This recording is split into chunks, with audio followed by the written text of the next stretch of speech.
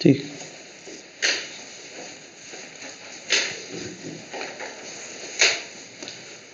तो एक नाम आता है पीरियोडिक मोशन।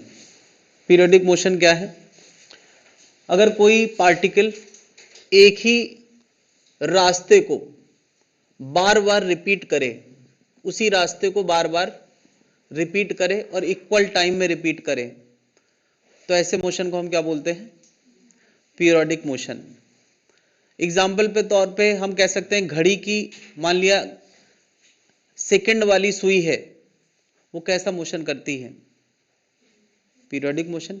उसका हर पीरियोडिक मोशन का एक टाइम पीरियड होगा। तो घड़ी की सेकंड वाली सुई का टाइम पीरियड कितना होता है? क्या वो एक ही रास्ता बार बार रिपीट करती है और वो भी 60 सेकंड में? तो वो कैसा हो गया? Periodic motion. मिनट वाली सुई, घंटे वाली सुई 12 घंटे, 12 घंटे में रिपीट करती, जो अपने घरों में होती। 24 घंटे वाली घड़ी अपने पास नहीं है। ठीक है। अर्थ सन के चारों तरफ रिवॉल्व करती है एक ही रास्ते पे 365.4, है ना, 4 आवर्स 365 डेज, तो वो 365 चलेगा। तो बात क्लियर है? तो वो हर मोशन जिसमें रास्ता रिपीट हो और बराबर समय में रिपीट हो, वो क्या है? पीरियोडिक मोशन है ना। क्या हम कह सकते हैं tip of second hand has time period? पहली बात तो इज पीरियोडिक, और दूसरा पीरियोडिक। ये डेफिनेशन पहले नोट कर लेना, ये एग्जांपल मैं बता रहा हूं। हैज टाइम पीरियड कितना? 60 सेकेंड। ऑल यूसीएम, यूसीएम समझे? Uniform circular motion are periodic, है ना। Motion of earth around sun कैसा है? पीरियोडिक, जिसका टाइम पीरियड कितना होता है? 365 अबाउट डेज। ठीक है। तो कोई पार्टिकल अपना रास्ता बार बार रिपीट करता है, तो ऐसे मोशन को हम क्या कहेंगे? और उसके टाइम पीरियड को हम क्या बोलते हैं? Time period. उसके टाइम को हम लोग बोलते हैं टाइम पीरियड। एक और नाम आने वाला है,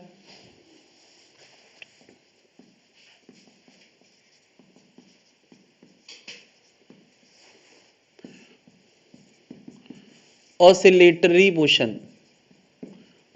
ऑसिलेटरी मोशन क्या है?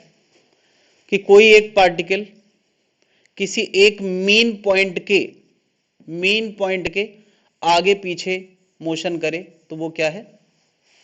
ऑसिलेटरी मोशन, है ना। To and fro motion of a particle about a mean, उसको हम क्या बोलेंगे? जिसमें पार्टिकल वही रास्ता बार बार आगे पीछे रिपीट करे किसी एक पॉइंट के अबाउट, तो हम उसको क्या बोलते हैं? Oscillatory motion. ठीक है। तो ऐसा ऑसिलेटरी मोशन कब क्रिएट होता है? सोचो हम यार एक मेटल की एक पत्ती को ऐसे इस लाइन से डिस्टर्ब करके छोड़ दें, तो उस पत्ती के किसी एक पार्टिकल को ध्यान से देखोगे तो वो कैसा मोशन करेगा, है ना। क्या यही पत्ती बार बार इधर इधर इधर इधर जाएगी? तो कोई एक पार्टिकल को अगर ध्यान से देखोगे तो उसका मोशन क्या होगा? Oscillatory motion. बात क्लियर है?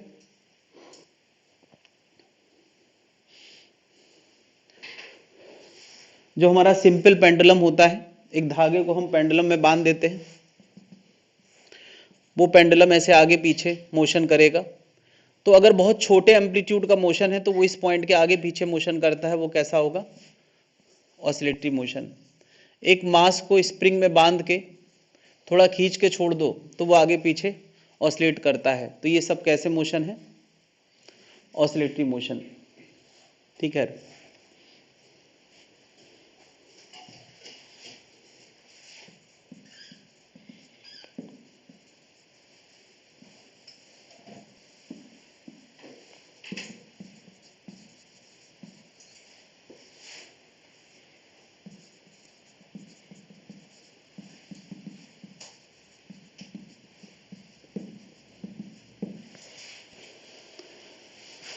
तो दो डेफिनेशन आ गई पीरियोडिक, दोनों इंडिपेंडेंट डेफिनेशन है। ऐसा हो सकता है कि कोई ऑसिलेटरी मोशन आगे पीछे हो और उसका टाइम पीरियड भी सेम हो, तो ऑसिलेटरी मोशन पीरियोडिक हो सकता है और पीरियोडिक मोशन ऑसिलेटरी हो सकता है। क्यों? कोई पार्टिकल अगर अपना रास्ता बार बार रिपीट कर रहा है और बराबर टाइम में रिपीट कर रहा है तो वो पीरियोडिक भी हो सकता है। बात क्लियर है? तो दोनों इंडिपेंडेंट डेफिनेशन है, कोई भी पीरियोडिक ऑसिलेटरी हो सकता है, कोई भी ऑसिलेटरी पीरियोडिक हो सकता है। क्लियर है? तो हमें जो टॉपिक पढ़ना है वो है simple harmonic motion. Simple harmonic motion, इस टॉपिक में ये शब्द है सिंपल, बस यही सिंपल है, बाकी इतना भी सिंपल नहीं है, नाम के आगे लगा दिया गया है थोड़ा फील गुड करने के लिए। तो simple motion, simple harmonic motion periodic होता है, ऑसिलेटरी होता है, दोनों कंडीशन, मतलब पीरियोडिक भी होता है, ऑसिलेटरी होता है, have displacement equation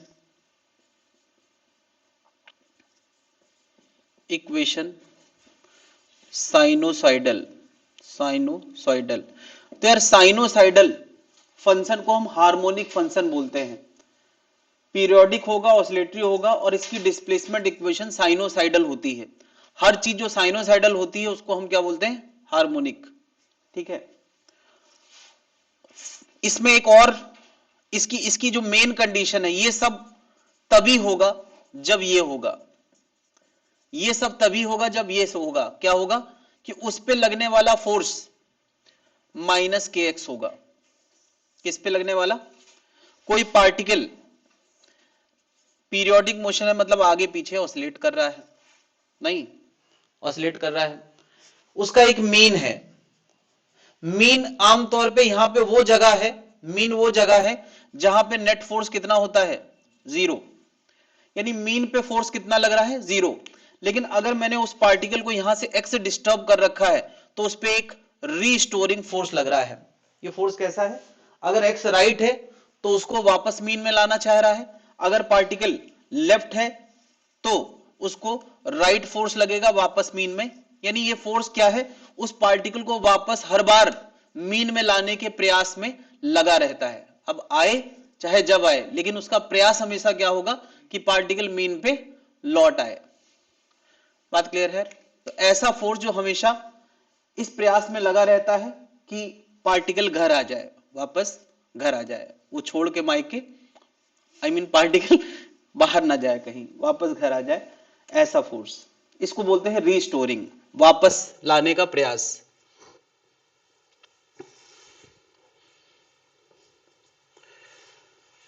minus sign ये बताता है कि फोर्स और एक्स का एरो अपोजिट है। एक्स राइट तो फोर्स लेफ्ट, एक्स लेफ्ट तो फोर्स राइट। दूसरी बात यार, फोर्स एक्स के साथ सिंगल पावर पे डिपेंडेंट है, यानी इसमें डबल पावर ट्रिपल पावर नहीं चलेगी। केबल और केबल अगर ये कंडीशन होगी तो ये सब कुछ अपने आप हो जाएगा। बात क्लियर है? एसएचएम होने की मेन कंडीशन है कि उस पे लगने वाला फोर्स ड्यूरिंग द ऑसिलेशन, है ना, जब ऑसिलेशन चल रहा होगा तो ये फॉलो होना चाहिए। ठीक है। यहां पे एफ क्या है? ये रीस्टोरिंग फोर्स है, restoring force on particle. X क्या है? डिस्प्लेसमेंट। किसका डिस्प्लेसमेंट? जिस पार्टिकल पे ऑसिलेशन वाली बातें चल रही हैं। और कहां से डिस्प्लेसमेंट? मीन से डिस्प्लेसमेंट है। के को हम बोलते हैं क्या? Force constant.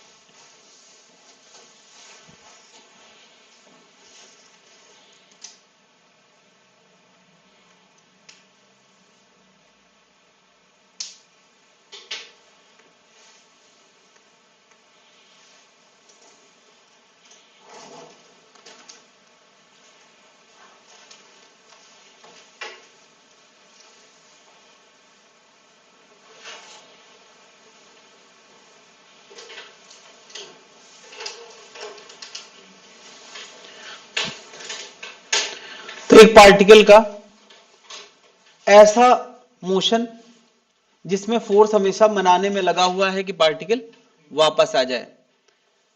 तो इसका मतलब पार्टिकल के अंदर अचानक से किसी ने राइट मोशन दिया है, से बोला है कि नहीं चले जाओ, तो वो राइट मोशन में है और फोर्स उसको मना के पीछे ले जाना चाहता है। तो अगर फोर्स पीछे लगा है तो क्या उसकी स्पीड घट रही होगी और कहीं ना कहीं किनारे जाके उसकी स्पीड 0 हो जाती होगी।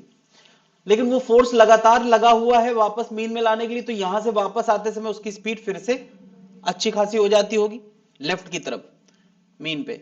फिर जब वो लेफ्ट निकल जाता होगा तो फिर राइट फोर्स लगने लगता होगा और कहीं ना कहीं रुक जाता होगा। और फिर उसके बाद यानी अगर मैं कहूं इस पार्टिकल की स्पीड रेस्ट कहां कहां होती है, राइट एक्सट्रीम, लेफ्ट एक्सट्रीम, सबसे ज्यादा कहां होती है, मीन पे।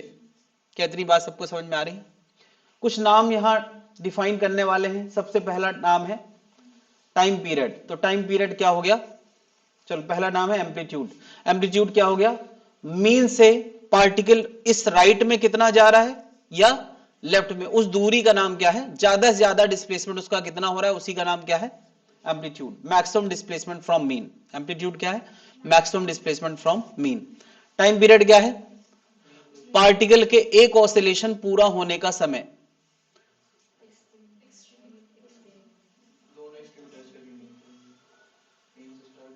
एक ऑसिलेशन किसको कहोगे,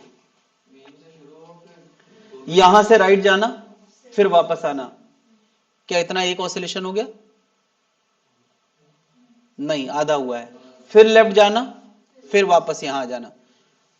तो यार अगर मैंने मीन पे पहली बार देखा था, मीन पे पहली बार देखा था, तो वापस मीन में आने को हम क्या बोलेंगे, एक टाइम पीरियड।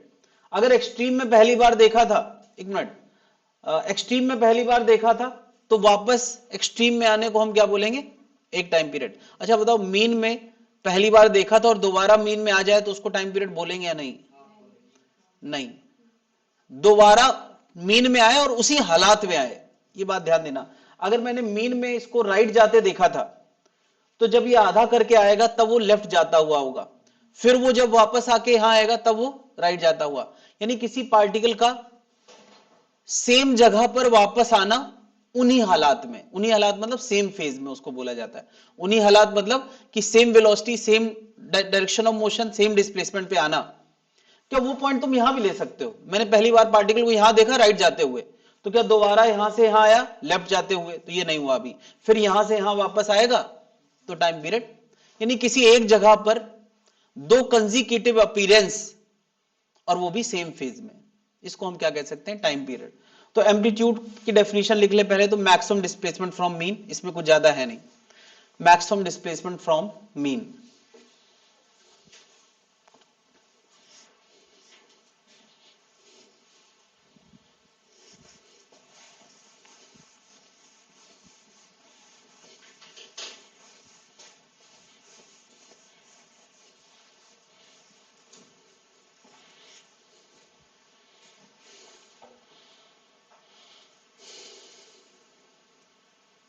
टाइम पीरियड क्या है, time interval between, time period में लिखना है time interval between, time interval between two consecutive appearance, time interval between two consecutive appearance at same position, at same position in same phase, at same position in same phase।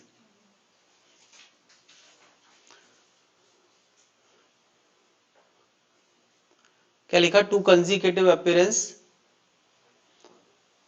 Of particle, क्या लिखा है, two consecutive appearance at same position in same phase. ठीक है, time period समझ में आ गया, एक ही जगह पे दो बार अपीयर होना लेकिन सेम फेज में, उसको हम क्या बोलेंगे, टाइम पीरियड। क्या दो बार अपीयर होने के बीच के टाइम को टाइम पीरियड कह सकते हैं, नहीं, दो बार अपीयर होना है और सेम, अच्छा एक जगह ऐसी होती है जहां दो बार अपीयर हो जाए तो उसके बीच के इंटरवल को हम टाइम पीरियड कह सकते हैं, बता सकते हैं वो जगह कौन सी है, एक्सट्रीम। वहां सेम फेज बोलने की जरूरत, वो सेम फेज अपने आप हो जाएगा। बताओ एक्सट्रीम में अभी यहां देखा तो क्या दोबारा यहां आएगा, तो वो सारे पड़ाव पार करके आएगा कि नहीं, पूरा रास्ता पूरा कवर करके आएगा, ठीक है। तो एक्सट्रीम वो जगह है जहां पे सेम फेज बोलना जरूरी नहीं है, बट ये डेफिनेशन सफिशिएंट डेफिनेशन दोनों को कवर करती है।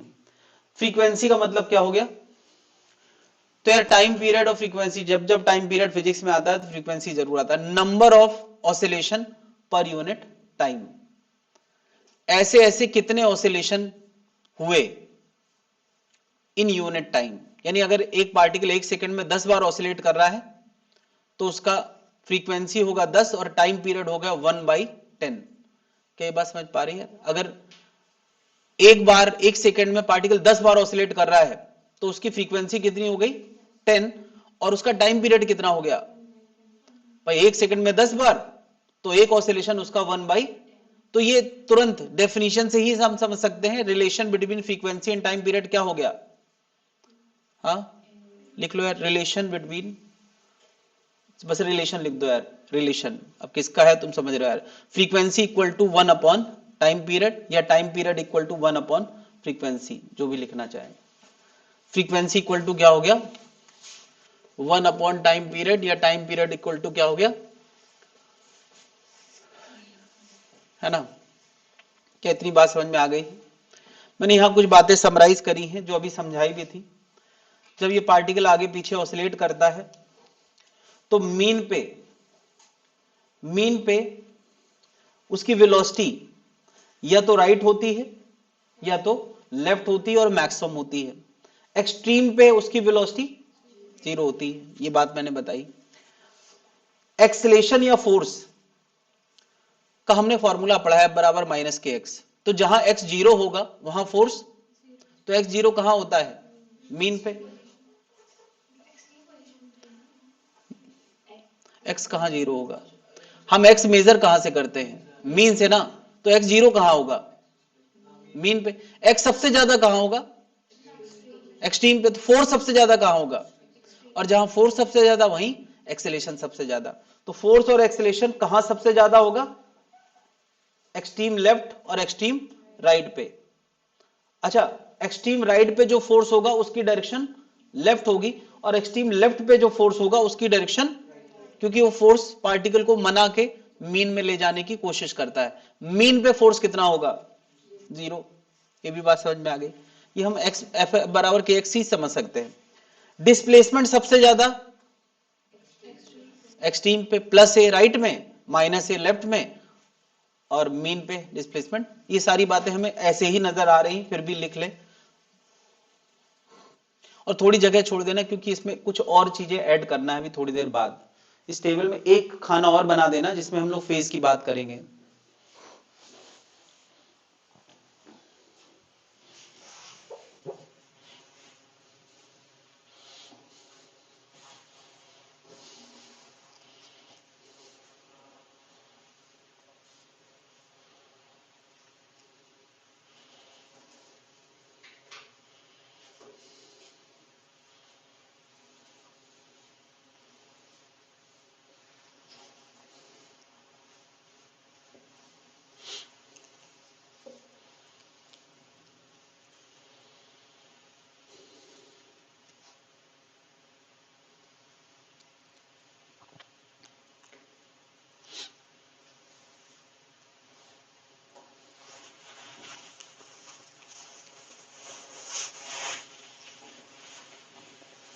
नोट कर लिया भाई?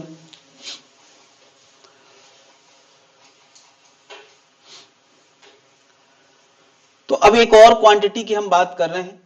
अभी थोड़ी देर पहले मैंने फेज नाम दिया था, फेज को लेके हमारे दिमाग में ये फीलिंग आ सकती है कि फेज से हमें अंदाजा लगता है कि पार्टिकल किस सिचुएशन में है। मतलब फेज पार्टिकल का पूरा हाल बताने में सक्षम है। पूरा हाल, पूरा हाल मतलब कि वो राइट जा रहा है लेफ्ट जा रहा है ना, किस जगह पर लोकेटेड है, सब बातें फेज से रिफ्लेक्ट होती हैं। तो फेज को हमने एक फिजिकल क्वांटिटी बनाया है, उसका क्या मतलब है जरा देखें। एक पार्टिकल ए एम्पलीट्यूड का ऑसिलेशन कर रहा है, मैंने ए रेडियस का एक सर्किल साथ ही साथ बनाया है। ये कितना ए एम्पलीट्यूड का ऑसिलेशन कर रहा है, यानी सेंटर से लेके यहां तक की दूरी ए है, तो मैंने ए रेडियस का एक सर्किल बनाया है। मैंने यार इस सर्किल में एक पार्टिकल चलाया है जो यूनिफॉर्म सर्कुलर मोशन कर रहा है। ध्यान देना, पार्टिकल का मोशन यूनिफॉर्म सर्कुलर मोशन वाला है। क्या नीचे जो पार्टिकल आगे पीछे चल रहा है उसका मोशन यूनिफॉर्म है? अभी तो तुमने बताया सेंटर पे वेलोसिटी सबसे ज्यादा किनारे जाके रेस्ट पे आता है, फिर धीरे धीरे बढ़ा के सेंटर पे आता है बढ़ाते बढ़ाते, तो क्या उसकी वेलोसिटी कांस्टेंट होती है? यानी एसएचएम करता हुआ पार्टिकल यूनिफॉर्म मोशन वाला पार्टिकल नहीं है, लेकिन जो सर्कुलर मोशन वाला पार्टिकल है वो यूसीएम है, यूनिफॉर्म, यानी उसकी एंगुलर वेलोसिटी सेम है। अगर ऐसे दो पार्टिकल, एक एसएचएम कर रहा है एक सर्कुलर मोशन कर रहा है, उनका टाइम पीरियड मैंने क्या रखा है? सेम। अगर ऐसे दो पार्टिकल एक साथ चला दिए जाए तो तुम देखोगे हमेशा वो एक दूसरे के ऊपर नीचे रहेंगे। क्या ये बात तुम समझ पा रहे हो? ये पार्टिकल हमेशा एक दूसरे के ऊपर नीचे हैं। अगर ऐसा कोई देखे, बात क्लियर है? तो अब यहां पर मैं पार्टिकल की सिचुएशन को उसके एंगल से डिनोट कर सकता हूं। यानी पार्टिकल अभी किनारे राइट गया है तो मैं कहूंगा कि पार्टिकल π/2 फेज कवर कर लिया। देखो यार, ये एक इमेजिनरी सर्कुलर मोशन है, हमें डिस्कशन किसका करना है? पार्टिकल का, लेकिन फेज एक जबरदस्ती वाली बात है, बस इमेजिन करवाने के लिए। तो मैंने कहा पार्टिकल अगर अपने एक्सट्रीम राइट में गया है तो फेज कितना हो गया? π/2। फिर एक पार्टिकल अगर राइट जाके लेफ्ट आ गया है तो उसका फेज कितना हो गया? यानी 0 डिग्री बोलना अलग चीज है, 0 डिग्री का मतलब वो राइट जाता हुआ है, और पाई बोलने का मतलब अलग है। पाई बोलने का मतलब वो पार्टिकल लेफ्ट जाता हुआ है। देखो अभी जब शुरुआत करता है तो राइट जाता हुआ करता है, तब 0 डिग्री होता है एंगल, अभी π/2 हो गया। और जब क्या यही पार्टिकल राइट जाके लेफ्ट आता है तब वो लेफ्ट जाता हुआ है, तब एंगल कितना है? पाई। फिर राइट जाके बीच में आके लेफ्ट चला गया तो एंगल 3π/2, और पूरा सर्किल कर गया तो फिर 2 पूरा करके एक आधा और आगे चला गया तो 2π + π/2 एक्सट्रीम राइट पे चला गया। एक पूरा ऑसिलेशन करके फिर वो वापस मीन में आ गया, राइट जाके मीन में, पाई और बढ़ जाएगा। यानी हम फेज से पार्टिकल के हालात को डिनोट कर सकते हैं। क्या इतनी बात जनता को समझ में आ रही? तो अब मैंने यहां पे कुछ चीजें और साथ में लिखी हैं, नीचे एक फेज वाली लाइन। बताओ जब वो मीन पे होता है तब उसका फेज कितना होता है? उस समय मीन मैंने मिडिल में लिखा था। जब मीन पे होता है तो उसका फेज 0 होता है, कब? राइट जाते हुए। पाई कब हो गया? लौट के आया। 2π कब हो गया? जब उसने पूरा एक ऑसिलेशन। अच्छा, इसी के बीच में ही लिखना है, 2π के आगे भी हम लिख सकते हैं, 4π 6π 7π, वो सब मीन ही पे तो आएगा। चलो एक्सट्रीम राइट पे, एक्सट्रीम लेफ्ट पे, अपना देख के अपनी टेबल पे ये चीज बढ़ा सकते हैं।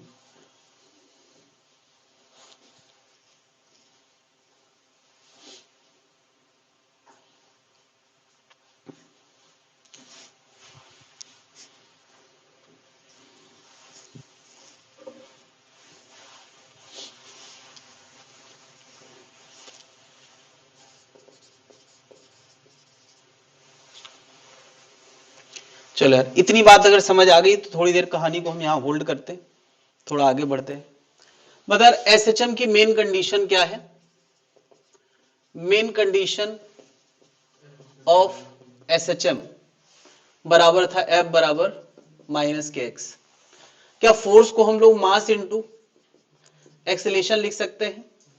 और एक्सेलेरेशन का मतलब होता है dv/dt, होता है कि नहीं? d/dt of velocity. अच्छा, वेलोसिटी का मतलब क्या होता है? dx बाई, यानी d/dt ऑफ x, पढ़ा है कि नहीं? तो देखा है d/dt दो बार आया, d एक टर्म है, dt एक टर्म है, तो ये बन गया d² अपॉन dt, दो टर्म नहीं, dt एक टर्म है, ऑफ व्हाट? x बराबर क्या? -kx। ये एक 2 डिग्री डिफरेंशियल इक्वेशन है। 2 degree differential equation. Differential equation क्या होती है तो हमें ज्यादा नहीं समझना, डिफरेंशिएशन के फॉर्म में लिखी हुई इक्वेशन डिफरेंशियल इक्वेशन होती। अगर यहां 2 पावर है तो 2 डिग्री हो गया, वरना 1 डिग्री। हमने हमेशा 1 डिग्री देखी है। जब भी हम 1 डिग्री डिफरेंशियल इक्वेशन देखते हैं, 1 डिग्री, जैसे यहां dx और यहां dt होता, तो dt उधर भेज देते, x इधर भेज देते, तो वो उसका इंटीग्रेशन करके एक सोल्यूशन आता है। किसी भी डिफरेंशियल इक्वेशन का इंटीग्रेशन की मदद से एक सोल्यूशन आता है। नहीं, इसमें वो इंटीग्रेशन 2 बार इन्वॉल्व होगा। सिंगल डिग्री में 1 बार इन्वॉल्व होता है, डबल डिग्री में जब जब कोई इंटीग्रेशन इन्वॉल्व होता है तब तब उसमें लिमिट रखी जाती है, तो एक कांस्टेंट आता है। नहीं, c हम लोग लिख देते हैं। यहां कितने कांस्टेंट आना चाहिए? 2, क्योंकि ये 2 डिग्री डिफरेंशियल इक्वेशन है। सॉल्यूशन तो निकालना कोई नहीं सीखता है, यहां तक कि जेई वाले में सीधे आंसर लिखा जाता है ना। मैं कभी कभी बता देता हूं जब कोई पूछता है। फिलहाल सॉल्यूशन ऑफ अब डिफरेंशियल इक्वेशन क्या आता है, मैं सीधे लिख रहा हूं। वो आता है x बराबर a sine root K by M into T plus delta.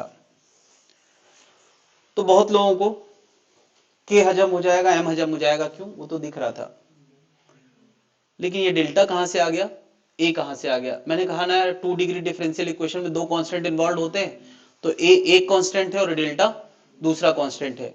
ये मीनिंगफुल है, इनका मतलब भी है, वो मतलब अभी हम लोग समझेंगे। यानी ये इक्वेशन क्या बता रही है? पार्टिकल की डिस्प्लेसमेंट इक्वेशन। तो पार्टिकल की डिस्प्लेसमेंट इक्वेशन हम निकालना क्यों चाहते हैं यार? जब हमने काइनेमेटिक्स पढ़ी थी तो एक बात करी थी कि अगर हमें पार्टिकल का एक फंक्शन पता चल जाए, कोई भी एक फंक्शन, तो हम पार्टिकल के बारे में सब कुछ निकाल सकते हैं। X as a function of time पता है तो उसका डिफरेंशिएशन क्या दे सकता है? Velocity, double differentiation, acceleration, mass into acceleration, force, kinetic energy half MV square, सब कुछ पता चल सकता है। बस एक फंक्शन पता होना चाहिए। ये वही एक फंक्शन है। हम X as a function of time ले आए हैं, तो अब हम पार्टिकल के बारे में सब कुछ, यही हमारा मकसद है इस टॉपिक में, कि पार्टिकल के बारे में सारी जानकारी इकट्ठा करना। क्या जानकारी? तो वर्क पावर एनर्जी के टॉपिक था, हम जो जो पैरामीटर पढ़ते आए हैं वो सारे parameter, velocity, acceleration, kinetic energy, potential जी, वो सारे डिस्कशन हम इस पार्टिकल के बारे में करना चाहते हैं। तो शुरुआत कहां से होगी? डिस्प्लेसमेंट इक्वेशन से। तो हमने डिस्प्लेसमेंट इक्वेशन ला दी है। क्लियर है भाई?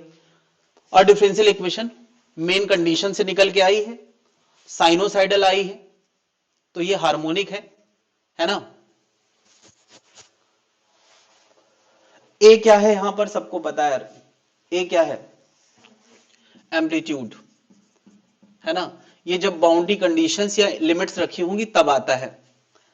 डेल्टा क्या है? ये थोड़ा सा नया है।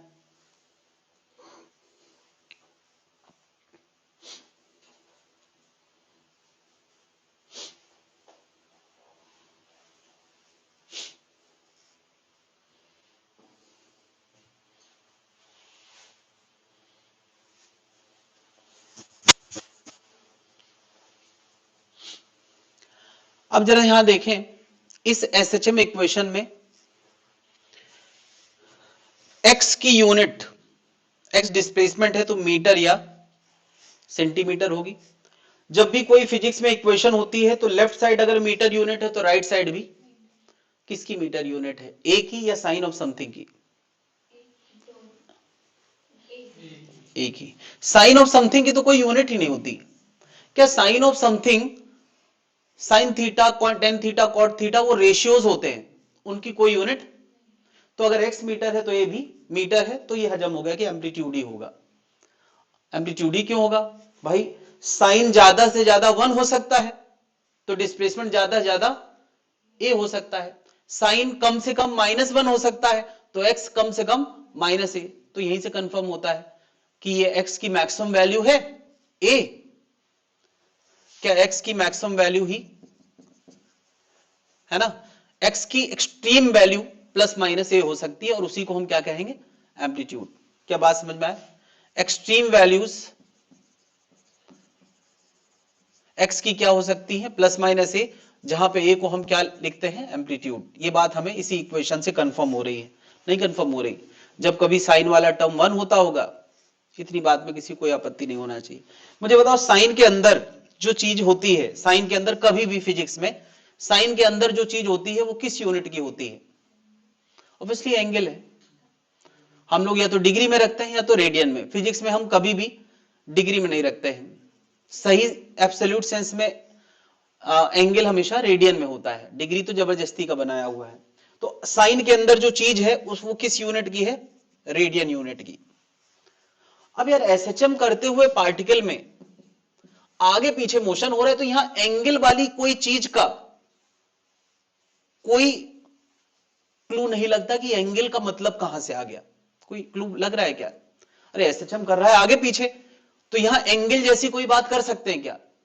तो फिलहाल इस चीज का कोई फिजिकल इंटरप्रिटेंस किसी को समझ में नहीं आता है कि ये रेडियन वाली चीज क्या हो गई। नहीं, अच्छा ये चीज समय के साथ बदलती जा रही है, जैसे जैसे टाइम बदलेगा तो अंदर चलो डेल्टा किस यूनिट का होगा? मैं इस पूरे टर्म को रेडियन यूनिट का कह सकता हूं, ये तो पक्की बात है। डेल्टा किस यूनिट का होगा? और ये पूरा टर्म किस यूनिट का होगा? भाई किसी रेडियन वाली चीज के अंदर जितने भी टर्म होंगे सब रेडियन में होंगे। नहीं, अच्छा ये रूट के बाई एम किस यूनिट का होगा? भाई दिस इंटू रेडियन पर सेकेंड का। भाई this into time radian unit का है, तो वो क्या होगा? यानी ये टर्म किस यूनिट का है? रेडियन पर सेकेंड का। तो अब सबके मन में ख्याल आया, कुछ पिक्चर इसका मन में बने तो हमें, भाई ये तो बिल्कुल बेसिक बात है भाई, टॉपिक की शुरुआत ही यहीं से हो रही है। और जब फिजिक्स में बिल्कुल टॉपिक शुरू होता है तो हम चाहते हैं हर टर्म की हमारे मन में कुछ तो पिक्चर बने। तो हम साइन के अंदर वाले एंगल का एक पिक्चर बनाना चाहते हैं। साइन के अंदर वाले एंगल का हम एक पिक्चर बनाना चाहते हैं, और उसी पिक्चर का नाम क्या है? फेज। अभी अभी मैंने फेज का थोड़ा क्लू दिया है। ये जो root K by M into T plus delta है, इसी का नाम क्या है? फेज। अच्छा, रूट के बाई एम की यूनिट रेडियन पर सेकेंड है, इसका नाम है फेज वेलोसिटी, या इसी को हम एक और नाम देते हैं, ये ज्यादा फैशन में चल रहा है, एंगुलर फ्रीक्वेंसी। क्या नाम दिया है? Angular frequency. ओमेगा से डिनोट करेंगे और इसकी यूनिट होगी रेडियन पर सेकेंड। तुम कहोगे सर एंगुलर वेलोसिटी पढ़ते थे हम लोग। एंगुलर वेलोसिटी तब पढ़ते थे जब सर्कुलर मोशन चलता था। ये सिंपल हार्मोनिक मोशन चल रहा है तो इसका नाम हमने क्या रखा है? Angular frequency. इसको हम ओमेगा सिंबल दे रहे हैं, और ओमेगा फिलहाल यहां क्या है? रूट के बाई एम, और इसकी यूनिट क्या है? रेडियन पर सेकेंड। तो यार फेज बराबर क्या बन गया? Omega T plus delta, where omega equal to root K by M. क्या जनता इस बात को देख पा रही है? ये दो नाम आए। अब इन दो नामों का विजुअलाइजेशन क्या है? हम चाहते हैं कि ये टर्म एकदम शुरुआत में आ गए हैं तो हम इनका कोई विजुअलाइजेशन मन में बनाएं। तो क्या मैंने अभी अभी थोड़ा देर पहले तुम्हें सर्कुलर मोशन चला के दिखाया है? ये सर्कुलर मोशन चला के दिखाया है। पार्टिकल एसएचएम करता हुआ पार्टिकल, तो उसमें ये जो एंगल मैं दिखा रहा था, यही एंगल क्या होता है? फेज, जो टाइम के साथ साथ, अब वो टाइम के साथ किस रफ्तार से बदल रहा है उसका नाम क्या होता है? एंगुलर। यानी अगर तुम्हारे मन में, वो एक्चुअली एंगुलर वेलोसिटी ही है, अगर तुम्हें ओमेगा और फाई की फीलिंग लाना है तो फाई क्या होता है? टोटल एंगल किसका? एक इमेजिनरी सर्कुलर मोशन का जो एसएचएम के साथ साथ चलाया गया है। फाई क्या होता है? एंगल एक इमेजिनरी सर्कुलर मोशन का जो एसएचएम के साथ साथ चलाया गया है। तो ओमेगा क्या होता है? ओमेगा होता है उसके बदलने की रफ्तार, वो कितने रेडियन पर सेकेंड से बदल रहा है। या तुम कह सकते हो इस एरो की जो एंगुलर वेलोसिटी है वो क्या है? ओमेगा, और कितना एंगल है वो क्या है? फेज। क्या जनता समझ पा रही है? इस एरो की, तो फेज को हम क्या लिख सकते हैं? Angle of imaginary uniform circular motion with same time period T as SHM. ये क्या बताता है? Give the sense about position and motion. ये फेज को हम ऐसे डिफाइन कर सकते हैं, फेज का ये मतलब है। क्लियर है भाई? Angle of imaginary uniform circular motion with same time period as SHM. यानी हमने एक सर्कुलर मोशन, मैंने सर्कुलर मोशन दिखा दिया है साथ ही साथ, उसके एंगल को हम क्या बोल सकते हैं, फेज।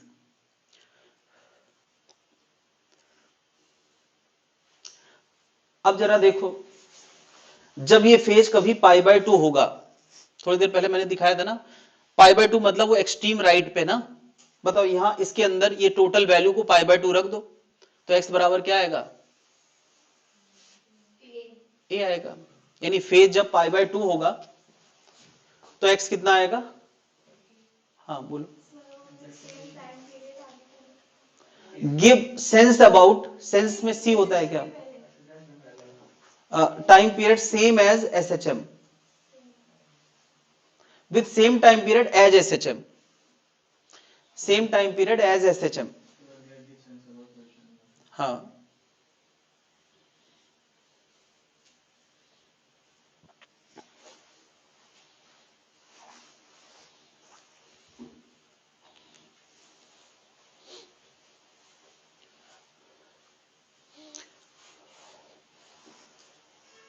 तो देखो यार, अभी थोड़ी देर पहले मैंने तुम्हें बताया कि ये जो डिफरेंशियल, ये जो सॉल्यूशन आया है इस डिफरेंशियल इक्वेशन से आया है, बट अब मैं इस इक्वेशन को एक और तरीके से तुम्हें समझा रहा हूं। मैं कह रहा हूं कोई पार्टिकल जब एसएचएम कर रहा है, ये पार्टिकल एसएचएम कर रहा है, मान लिया इस समय राइट जा रहा है, तो क्या इसी के साथ साथ हम एक सर्कुलर मोशन बनाते हैं और वो ओमेगा रेडियन पर सेकेंड से घूम रहा होता है, और इस वक्त उसने अब तक फाई का फेस कवर कर रखा है।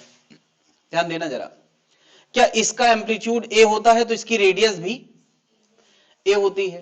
अब मैं कह रहा हूं कि अगर ये दोनों ऊपर नीचे हैं तो जितना डिस्प्लेसमेंट इसका होगा उतना ही डिस्प्लेसमेंट इसका होगा, होगा कि नहीं। तो मैं इस सर्कुलर मोशन का डिस्प्लेसमेंट ला रहा हूं किसकी मदद से, एंगल की मदद से, तो वो निकल किसका आएगा, एसएचएम करते हुए पार्टिकल का। कैसे पता है, साइन ऑफ एंगल कैसे डिफाइंड है, साइन थीटा बराबर होता है परपेंडिकुलर अपॉन क्या होता है, एक्स बाई ए। तो एक्स बराबर क्या आ गया, नहीं, यानी ये हमने एक्चुअल मेथड से, डिफरेंशियल इक्वेशन से मैथ्स लगा के निकाला, और ये ज्योमेट्री से समझ में आ रहा है कि x बराबर ए साइन फेज होगा, बस तुम किसी तरह से फेज ले आओ। तो फेज ये होता है इस सर्कुलर मोशन का, लेकिन बोला किसका जाता है, तो फेज आ जाएगा तो क्या पता चल जाएगा, डिस्प्लेसमेंट आ जाएगा। यानी जब का, जिस टाइम का तुम फेज डालोगे उस टाइम का डिस्प्लेसमेंट आ जाएगा। अब सोच के देखो यार, अगर मैं फाई 0 डाल दूंगा तो एक्स क्या आएगा, 0। अगर मैं फेज π/2 डालूंगा तो एक्स क्या आ जाएगा, +1। अगर मैं फेज पाई डालूंगा तो एक्स क्या आ जाएगा, 0, 180। अगर मैं एक्स फेज 3π/2 डालूंगा तो एक्स कितना आ जाएगा, -1। अगर मैं फेज 2π डालूंगा तो एक्स क्या आ जाएगा, 0। क्या तुम समझ पा रहे हैं, फेज डालो एक्स पाओ, मिल रहा है कि नहीं। ये फेज अभी अभी मैंने महसूस कराने की कोशिश करी थी।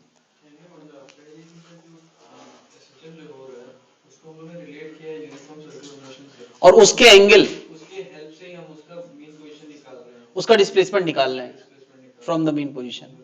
यस, उसकी स्पीड अगर नॉन यूनिफॉर्म हो गया तो सिस्टम से रिलेट नहीं करेगा ना, नहीं करेगा, नहीं करेगा, इसीलिए तो मैंने कहा एक आइडियल कंडीशन मान के चल रहे हैं, तभी हो रहा है। अगर हम अगर वो सर्कल में नहीं घूमता तो उसका नहीं निकाल पाते। सर्कल अगर भाई सर्कल में नहीं होता तो ऊपर नीचे नहीं होते, तो हम दोनों का डिस्प्लेसमेंट एक जैसा थोड़ी बोल पाते। ये बताओ, मैं इसका डिस्प्लेसमेंट निकाल लो और बोल इसका रहा हूं, वो तभी कह सकता हूं जब एक दूसरे के ऊपर नीचे हो, और ये तभी संभव है जब यूनिफॉर्म सर्कुलर मोशन होगा।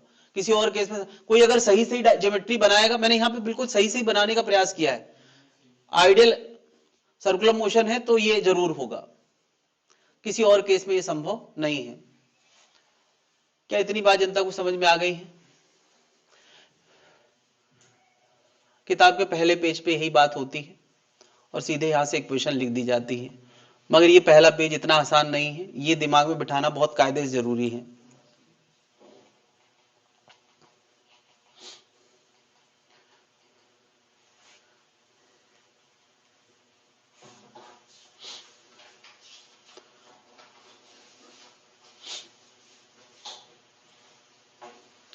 तो अब यहां पे फेज तो मैंने बता दिया, अभी बेस फेज को थोड़ा और डिटेल में समझते हैं।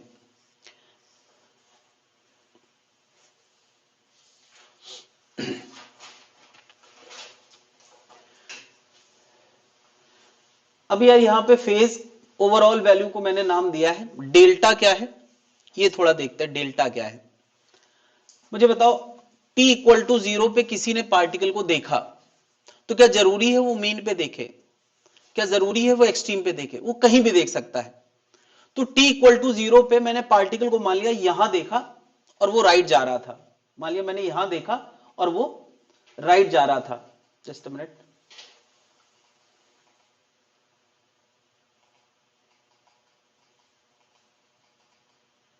ओके, यहां देखना जरा, ये प्रकट हो रहा है t इक्वल टू 0 पे। यहां इससे पहले मेरी निगाह ही नहीं थी, देखो यहां से प्रकट हुआ राइट जाते हुए। तो क्या उसका फेज 0 से शुरू हुआ है, π/2 से, या बीच में कहीं से? उसी का नाम डेल्टा है। डेल्टा फेज से शुरुआत हुई और ये डेल्टा फेज शुरू में था ओमेगा रेडियन पर सेकंड से बदल रहा था। तो अगर t बराबर 0 पे डेल्टा था तो t टाइम में कितना हो जाएगा यार? ओमेगा रेडियन पर सेकंड से बदल रहा है, तो t इक्वल टू 0 पे डेल्टा था तो t टाइम बाद कितना हो जाएगा यार? ओमेगा रेडियन पर सेकंड से बदल रहा है तो t टाइम में ओमेगा t बदल जाएगा।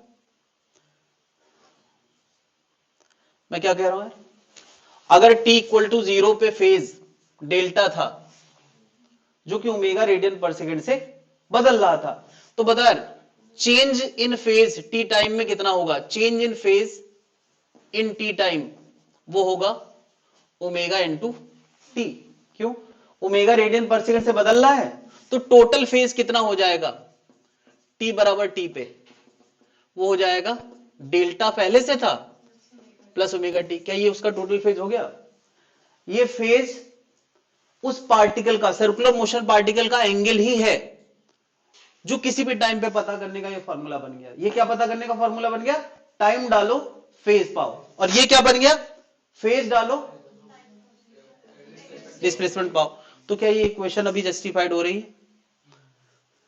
बात समझ में आ रही है यार? यानी फेज कॉन्सेप्ट से भी हम इस इक्वेशन को महसूस कर सकते हैं।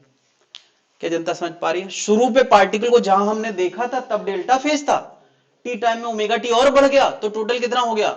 Omega T plus delta. तो क्या है फेज का फॉर्मूला? टाइम डालो फेज पाओ। बन गया कि नहीं? और फिर फेज पता चल गया तो displacement as a function of time आ गया। क्या ये पूरी बात अभी रिलेट कर पा रहे हैं?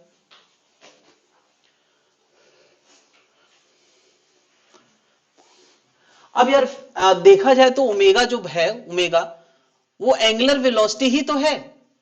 किसकी? इस एरो की, इस घूमते हुए एरो की एंगुलर वेलोसिटी ही तो है।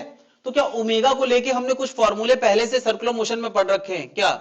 2 pi into frequency 2 pi by time period. क्या ये फॉर्मूले यहां भी काम करेंगे? नहीं करेंगे, क्योंकि वो एक्चुअली तो सर्कुलर मोशन ही घूम रहा है। तो यार ये जो इमेजिनरी कॉन्सेप्ट है ना, ये सर्कुलर मोशन वाला, वो अगर दिमाग में चल रहा है तभी तुम्हें फेज की फीलिंग आएगी। और बहुत अहम जरूर, मतलब सबसे अहम फीलिंग यही है, यहां से लगा के वेव मोशन तक इसकी जरूरत पड़ेगी कभी ना कभी। क्या इतनी बात जनता को समझ में आ गई है? तो हम लोग एक क्वेश्चन करेंगे तो और क्लैरिटी आएगी फेज कॉन्सेप्ट को लेके। क्या ये फॉर्मूला समझ में आ गया है या कोई दिक्कत है? चलो यार, एक मैंने क्वेश्चन दिया है वो सारी चीजें कवर करने की कोशिश करी है।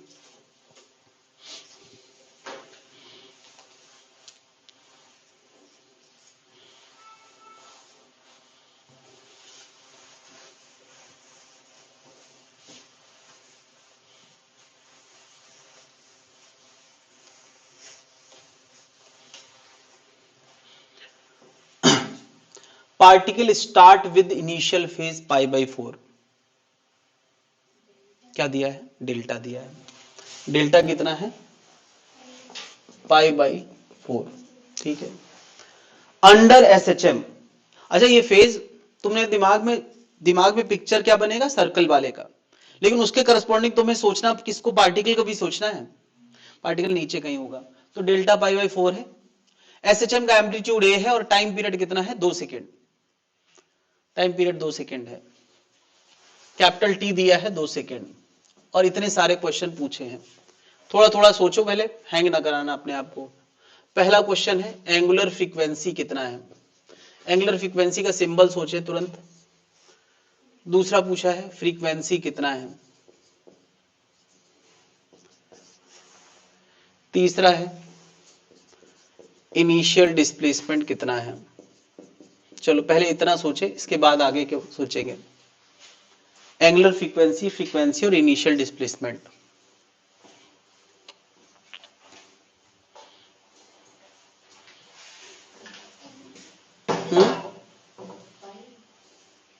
क्या ओमेगा? ओमेगा का फॉर्मूला होता है 2π/t और टाइम पीरियड है 2, तो ये आ गया पाई रेडियन पर सेकेंड। ओमेगा आ गया, यानी वो हर सेकेंड पाई घूम जाता है, ये तो मतलब हुआ पाई रेडियन पर सेकेंड। अगला क्वेश्चन पूछा फ्रीक्वेंसी कितनी है। फ्रीक्वेंसी, फ्रीक्वेंसी होता है 1 अपॉन टाइम पीरियड, तो ये हो गया हाफ सेकेंड, हाफ हर्ट्ज। इसका मतलब तुम हर्ट्ज का मतलब क्या समझ सकते हो, आधा ऑसिलेशन पर सेकेंड। भाई आधा ऑसिलेशन पर सेकेंड करता है, तभी तो एक ऑसिलेशन 2 सेकेंड में करता है। क्या जनता समझ पा रही है? आधा ऑसिलेशन पर सेकेंड या पाई एंगल पर सेकेंड। फील लाते जाए थोड़ा थोड़ा साथ में। अगला क्वेश्चन पूछा है इनिशियल डिस्प्लेसमेंट कितना होगा। ये कितने लोग कर पाएंगे? इनिशियल डिस्प्लेसमेंट, शुरुआती डिस्प्लेसमेंट। तो क्या शुरुआती फेज हम यहां एक रेफरेंस लाइन बनाते हैं और ये जो एंगल होता है उसी का नाम डेल्टा होता है।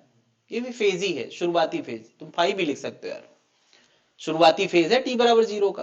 भाई देखो जरा, इस फॉर्मूले में t बराबर 0 डालो तो फेज कितना आता है, डेल्टा, तो उसको शुरुआती फेज कह सकते हैं। क्या डेल्टा शुरुआती एंगल है और डिस्प्लेसमेंट ये होता है पार्टिकल का कि नहीं, या ये होता है सर्कुलर मोशन का। ये एरो में कितनी लेंथ का बनाता हूं, ए लेंथ का। तो क्वेश्चन में x बताना है ए के टर्म में। हो गया यार। साइन डेल्टा बराबर x बाई ए, तो x बराबर क्या, a साइन डेल्टा, तो ये कितना आ गया, a/√2।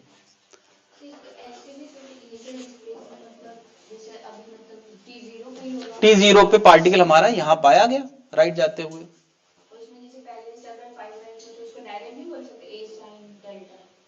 हाँ हाँ, a साइन डेल्टा। ये x t बराबर 0 के लिए है, बिल्कुल। ये तुमने एक तरह से इसी फॉर्मूले में डेल्टा रख दिया है और t0 डाल दिया है, यही है और कुछ नहीं है। इसमें कोई रॉकेट साइंस नहीं है। मैं उसी बात को डायग्राम में भी समझा रहा हूं कि कैसे ये निकला है। क्या पहली तीनों बातें समझ में आ गई हैं? अब जरा अगले क्वेश्चन में ध्यान दें। Question number 4। क्वेश्चन नंबर 4 में कहा गया है वो टाइम बताओ जब पार्टिकल अपने राइट एक्सट्रीम पे चला जाएगा। ये पार्टिकल आगे पीछे ऑसिलेशन कर रहा है, तो अपने राइट एक्सट्रीम पे कब चला जाएगा। दैट्स इट, क्वेश्चन खत्म। जब उसका फेज π/2 हो जाएगा। तो क्या फेज का जनरल फॉर्मूला तुम्हें पता है क्या है, omega T plus delta. Omega T plus, हम चाहते हैं वो समय बताना जब उसका फेज, भाई एक्सट्रीम राइट का मतलब फेज कितना होता है, तो π/2 होने का समय बताना है। ओमेगा पता ही है और डेल्टा पता ही है, तो क्या टाइम नहीं निकल आएगा। कितना आ गया, कितना आ गया, 1/4 सेकेंड। 1/4 सेकेंड। ये जस्टिफाइड लग रहा है 1/4 सेकेंड, बिल्कुल। आधा ऑसिलेशन हाफ सेकेंड में होता है, आधा ऑसिलेशन। एक मिनट, इसका टाइम पीरियड क्या था, हाफ सेकेंड। पूरा ऑसिलेशन नहीं, पूरा ऑसिलेशन 2 सेकेंड में होता है।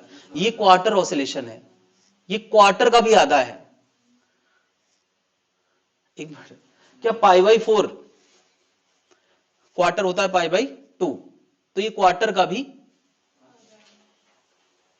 तो क्वार्टर होता 1/2 सेकेंड का क्वार्टर करो तो कितना आएगा,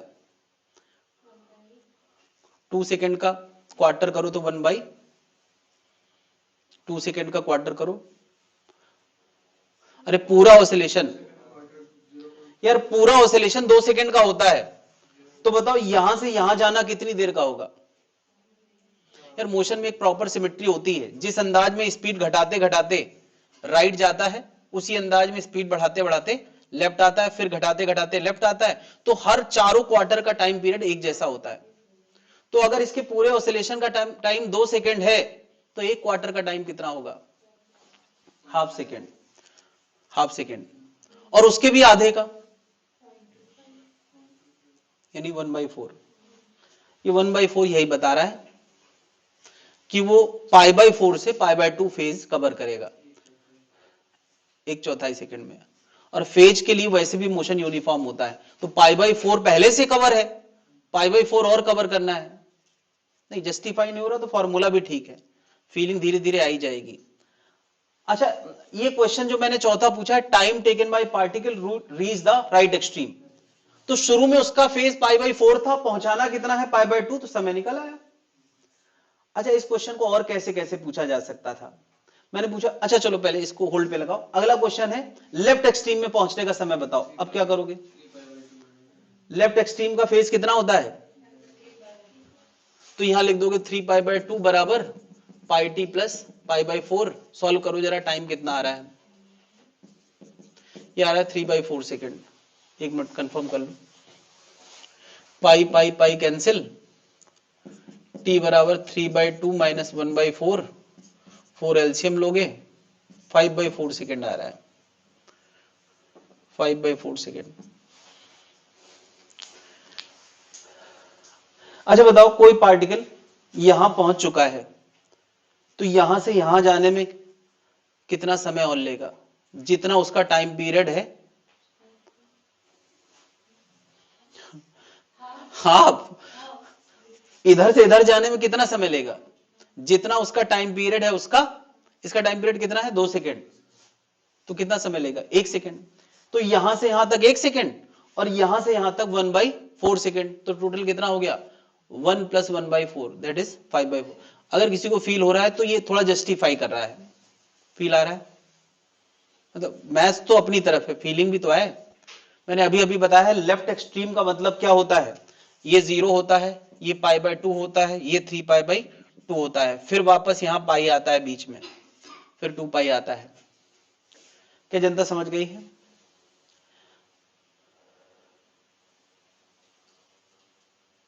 कोई पूछे यार राइट एक्सट्रीम में दोबारा जाने का समय बताओ, दोबारा राइट एक्सट्रीम में जाने का समय बताओ।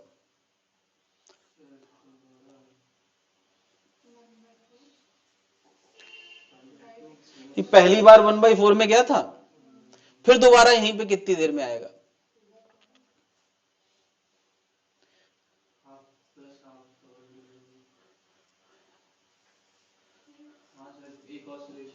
एक ऑसिलेशन और बढ़ जाएगा, और एक ऑसिलेशन का टाइम 2 सेकेंड है, तो ये आएगा 2 + 1/। अब हर चीज रिपीट कब होगी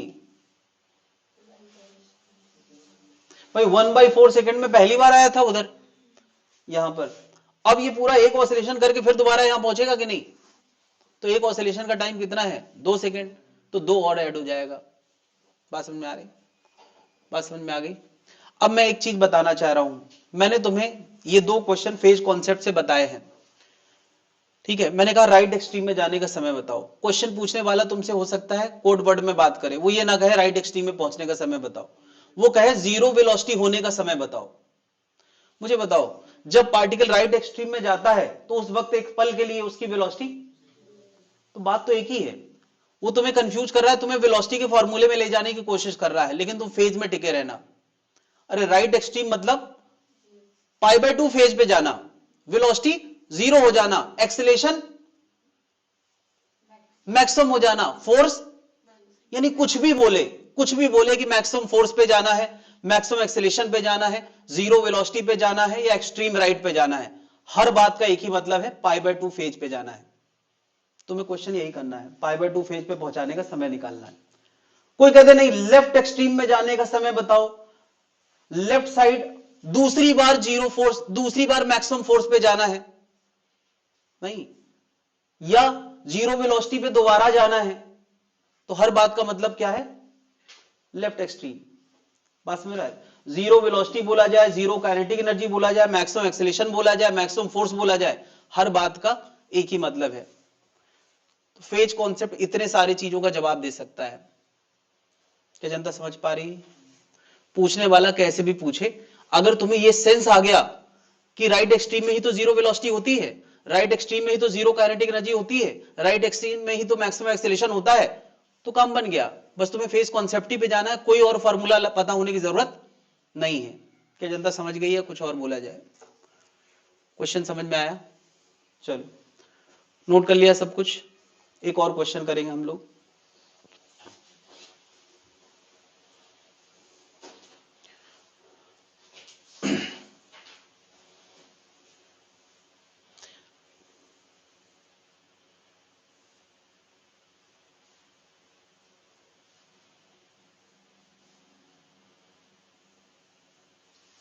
फ्रीक्वेंसी मतलब होता है number of oscillation per unit time, तो ये 1/2 फ्रीक्वेंसी आई है और 2 सेकंड दिया था टाइम पीरियड, मतलब क्या हुआ कि हाफ सेकंड में एक एक एक सेकंड में आधा ऑसिलेशन करता है, आधा oscillation per unit time.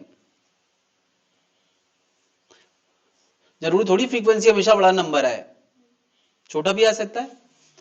Half second, half oscillation पर सेकंड।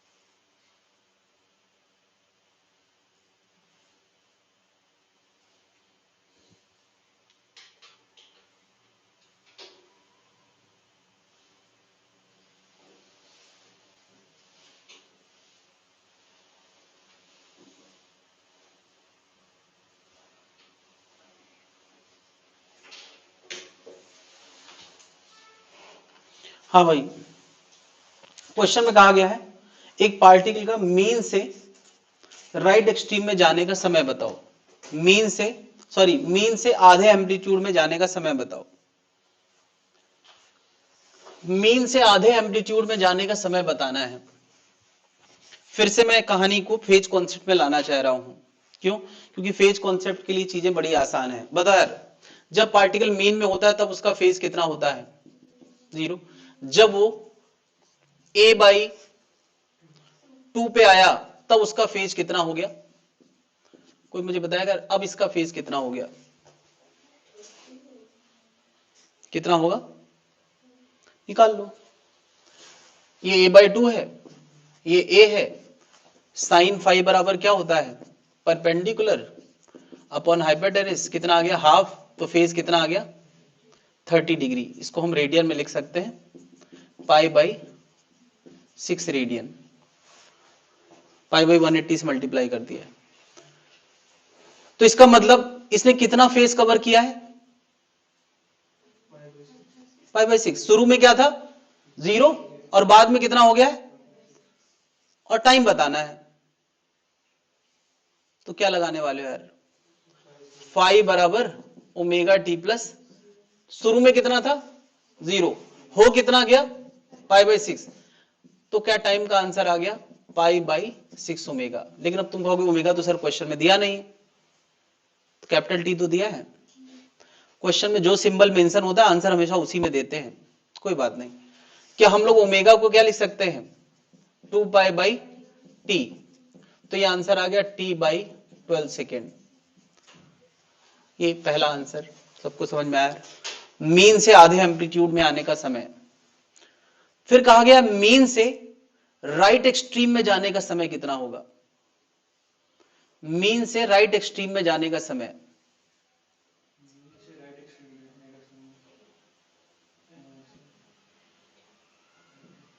भाई मैक्सिमम एम्पलीट्यूड में जाना मतलब क्या हो गया, है ना, हाफ एम्पलीट्यूड नहीं, मीन से नहीं पूछा है, हाफ एम्पलीट्यूड से मैक्सिमम एम्पलीट्यूड तक,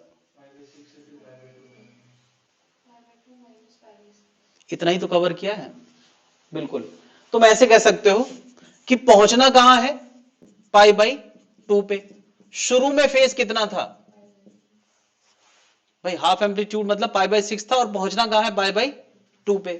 जरा इसको सॉल्व करके आंसर लाते हैं। पाई बाई 2 में से पाई बाई 6 तो घटाओगे तो ये पाई बाई 3 आएगा, तो टाइम का आंसर आ गया कितना पाई बाई 3 ओमेगा। तो ये आ गया पाई बाई 3 ओमेगा, ओमेगा की जगह क्या लिख सकते हैं 2 पाई बाई टी, तो ये आंसर आ गया टी बाई 6 सेकेंड। कोई दिक्कत है क्या, किसी को दिक्कत है? या तुम एक और काम कर सकते थे, इसमें थोड़ा ज्यादा मेहनत करी, तुम ये कर सकते थे कि तुम ये निकालते कि 0 से राइट एक्सट्रीम में जाने का समय क्या है, कहां से 0 से यानी मीन से यहां तक जाने का समय निकाल लेते। क्या करते उसके लिए, फाइनल पाई बाई 2 लिखते, तो टाइम कितना आ जाता पाई बाई 2 ओमेगा, और ओमेगा की जगह कितना 2 पाई बाई टी, तो वो आंसर आता टी बाई 4। अच्छा ये बात तुम खुद भी समझ सकते हो यार, कि एक एसएचएम करता हुआ पार्टिकल भले नॉन यूनिफॉर्म मोशन करता है, मगर उसके 4 पोर्शन में सिमेट्री होती है। जिस अंदाज में स्पीड घटाते घटाते पहुंचता है, उसी अंदाज में वो स्पीड बढ़ाते बढ़ाते वापस आता है, फिर उसी अंदाज में लौटता है। तो क्या पूरे ऑसिलेशन में इसके 4 पोर्शन है जो बिल्कुल सिमेट्रिक है, तो यहां से यहां तक का समय टी बाई 4 होता होगा, फिर लौटने का ये टी बाई 4, ये टी बाई 4 और ये टी बाई 4, तभी मिला के टी होता होगा। तो अगर तुम्हें ये पहले से पता था कि यहां से डी बाई 4 समय लगता है, तो ये निकालने की जरूरत नहीं थी। अब बता, यहां से आधे एम्पलीट्यूड तक टी बाई 12 है, और किनारे जाने तक, यहां जाने तक टी बाई 4 है, यहां जाने तक टी बाई 12 है, तो यहां से यहां जाने का टाइम हम कैसे निकाल सकते थे, टी बाई 4 में से टी बाई 12 घटाओ तो भी ये आंसर टी बाई 6 आता। क्या मल्टीपल तरीके से सेम बात समझ में आ गई है? अच्छा किसी के दिमाग में ये तो नहीं आया सर आधा और फिर आधा, तो सर टाइम अलग अलग क्यों है? अरे भाई ए बाई 2 तक का टी बाई 12 है, फिर अगले ए बाई 2 तक का टी बाई, क्या ये यूनिफॉर्म मोशन होता है क्या एसएचएम का? नहीं। क्या फेज में यूनिफॉर्मिटी है? देखो यार, यहां का फेज पाई बाई 6 आया है, तो ये वाला फेज पाई बाई 3 है, फेज सेम है ही नहीं। क्या बताओ, 0 से ए बाई 2 तक का फेज पाई बाई 6 है, और ए बाई 2 से ए बाई 6 से ए बाई 2 से ए बाई ए तक होने तक का, क्या देखो 0 से ए बाई 2 तक का फेज कितना है पाई बाई, 0 से ए होने तक का फेज कितना है, अच्छा पाई बाई 2 से घटा दिया तो ये कितना बचा पाई बाई 3। तो क्या ये फेज और ये फेज सेम है क्या? जब फेज सेम नहीं है तो टाइम भी सेम, क्योंकि यूनिफॉर्मिटी फेज के मोशन में होती है, पार्टिकल के मोशन में नहीं होती है। तो किसी को ये जस्टिफाई करना हो कि सर ये टाइम अलग क्यों आए हैं जबकि दूरी तो बराबर है, तो एसएचएम का मोशन यूनिफॉर्म नहीं होता है। क्या जनता समझ पा रही है फेज कॉन्सेप्ट पूरी तरह से?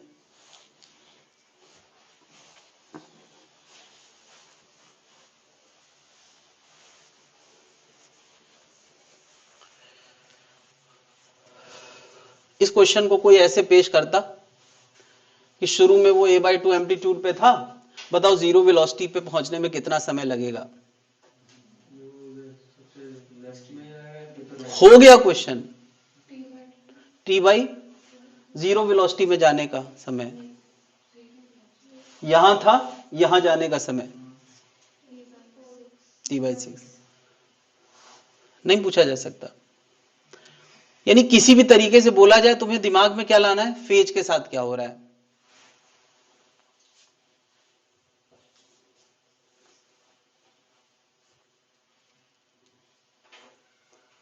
हटा दे भाई लोग।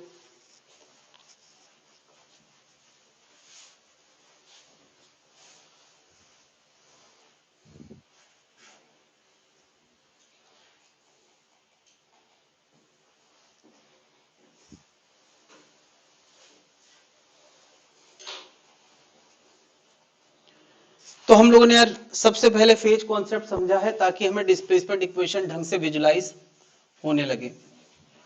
तो क्या डिस्प्लेसमेंट इक्वेशन ढंग से विजुलाइज होना शुरू हो गई है?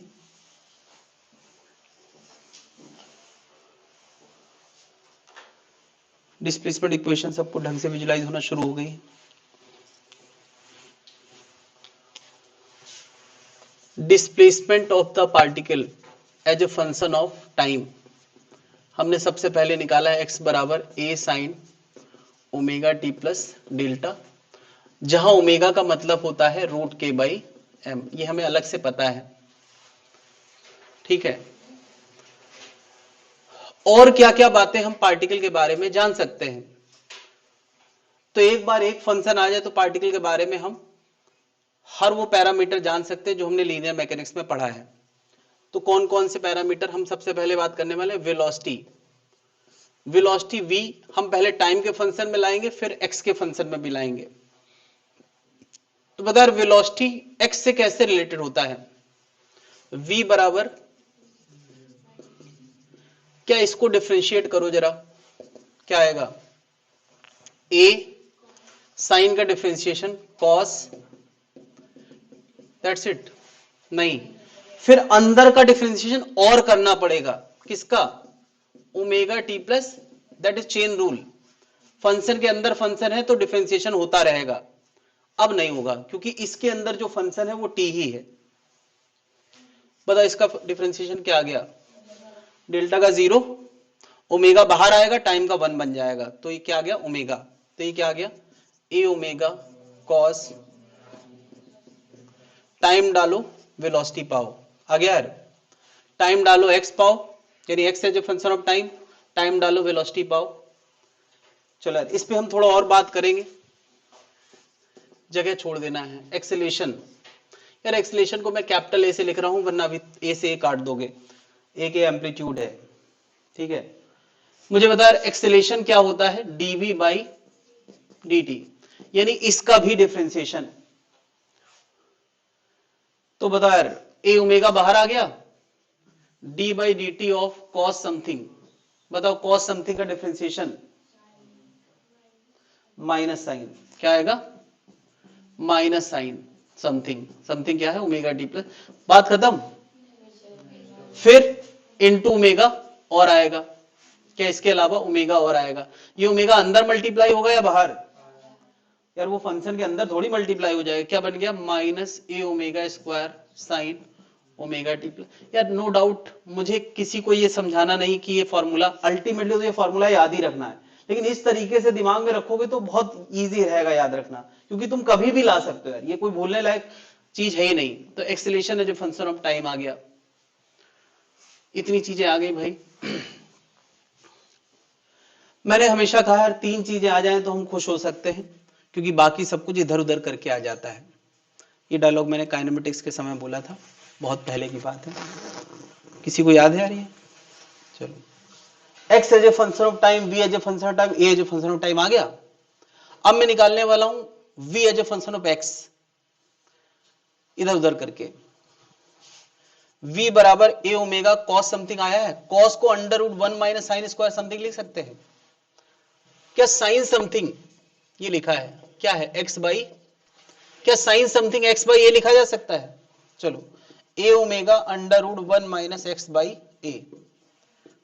ए ओमेगा ए स्क्वायर एलसीएम लेंगे, क्या ये स्क्वायर ए से कट जाएगा, ये आ गया omega under root A square minus x डालो वी पाओ। कोई दिक्कत है? यहां आ जाए जरा, साइन समथिंग को हम क्या लिख सकते हैं फर्स्ट इक्वेशन से, एक्स बाई ए, तो minus A omega square x by A से ही कटा, ये क्या आ गया, क्या acceleration as a function of x आ गया? अरे टाइम डालो एक्स पाओ, ये आया था, और अब एक्स डालो एक्सेलेरेशन पाओ, ये आ गया।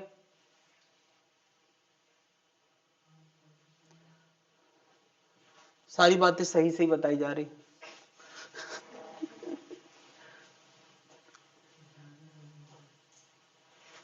ज्यादा हो गया? हाँ, अरे ये सब बहुत फेमस फार्मूले हैं भाई,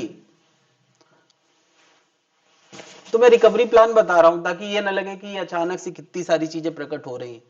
एक ही चीज समझी हमने, बाकी सब तो बनना ही है ऐसे ऐसे।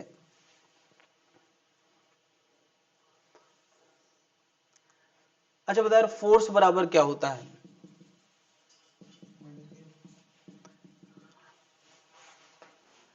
अभी पढ़ा है वो तो ऐसे में, हम पहले से फोर्स जानते हैं, मास इनटू, ठीक है।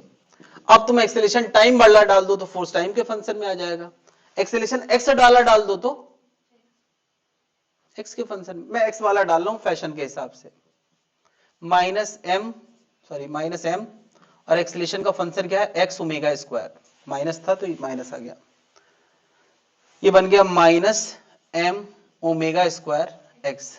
अच्छा ओमेगा क्या होता था, किसी को याद है? ओमेगा क्या होता है, रूट के बाई एम, और उसी की जगह तो ओमेगा लिखना हमने पहली बार शुरू किया था। देखो जरा, माइनस, ये क्या आ गया, देखो यहीं से चले थे हम लोगों ने पहली बार f बराबर माइनस के एक्स लिखा था, इस डिफरेंशियल इक्वेशन का सोल्यूशन ये आया था, अब उससे ये लाए, उससे ये ले आए, उससे सब कुछ लाते हुए फिर से वही ले आए। इसका मतलब हम सही जा रहे हैं, बस ये पुख्ता कर रहा है कि हम सही जा रहे हैं, इससे कुछ निकला नहीं, ये तो हमें पहले ही पता था।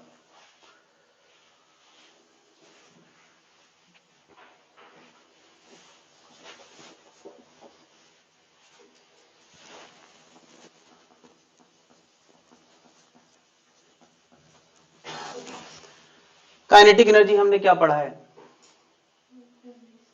काइनेटिक एनर्जी हमने पढ़ा है हाफ एम वी स्क्वायर। अब हम चाहे तो वी टाइम वाला उठा के वहां डाल दे तो काइनेटिक एनर्जी किसके फंक्शन में आ जाएगा, टाइम के। हम चाहे तो वेलोसिटी ये वाला उठा के डाल दे तो काइनेटिक एनर्जी किस में आ जाएगा, एक्स के फंक्शन में। फैशन क्या चल रहा है, ये फैशन है, लेकिन आउट ऑफ द फैशन भी चीजें जा सकती हैं, इसलिए दिमाग में थॉट सारे लाए।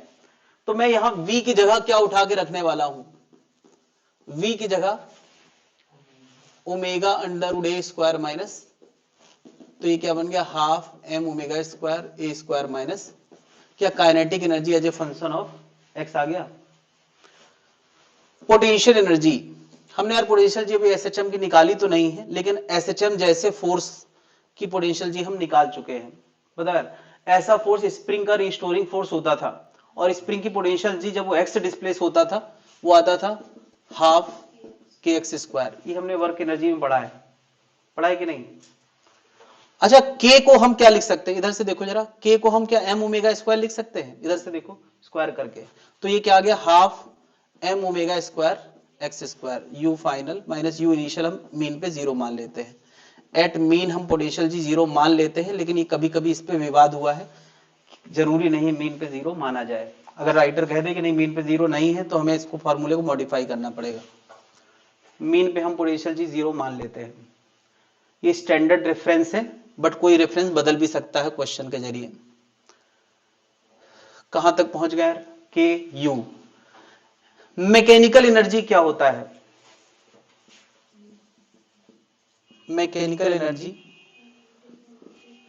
ई से रिप्रेजेंट कर रहे हैं वो के प्लस, ये यू लिखा है ये के लिखा है, दोनों को जोड़ना है, half M omega square common आ जाएगा, के में क्या था, ये था, और u में क्या था, एक्स स्क्वायर था, कट जाएगा, ये आंसर क्या आएगा, half M omega square A square. Total mechanical energy का जो आंसर आया है उसमें कोई भी टर्म ऐसा नहीं है जो एसएचएम के दौरान वेरिएबल होता हो, ना मास बदल सकता है, ना ओमेगा बदल सकता है, ना ए बदल सकता है। तो ये कैसा आंसर आ गया, constant. Total energy of SHM particle वो क्या रहती है, कांस्टेंट, वो एक फॉर्म से दूसरे फॉर्म में बदलती रहती है। तो एक फॉर्मूले से हमने इतने सारे फॉर्मूले लाए हैं और सबको लाने के प्रॉपर मेथड सामने है। और ये ऐसा नहीं कि मतलब कुछ नया नया बताया मैंने, काइनेमेटिक्स के समय से हम ये जानते हैं कैसे लाई जाती है चीजें।